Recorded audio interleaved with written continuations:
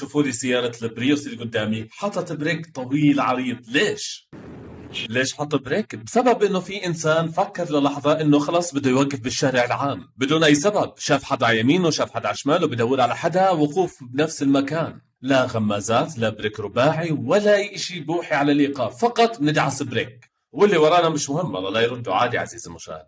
وفي سؤال أنا نفسي أعرف جوابه، هل عندنا بالقانون السير الأردني يسمح لأي إنسان يوقف فجأة بالشارع العام بدون أي سبب، هيك خلص بدي أدعس بريك؟ طبعا هذا الإشي كليتنا شفناه لأجل إنه يسلم على واحد من أصحابه يكون قاعد على الرصيف أو صاحب محل أو إلى آخره، وبريك فجأة عادي مش مهم اللي وراه عادي جدا. هل ما فيش قانون يجرم هذا العمل؟ صراحة بيكون إشي كثير غريب إذا ما فيه.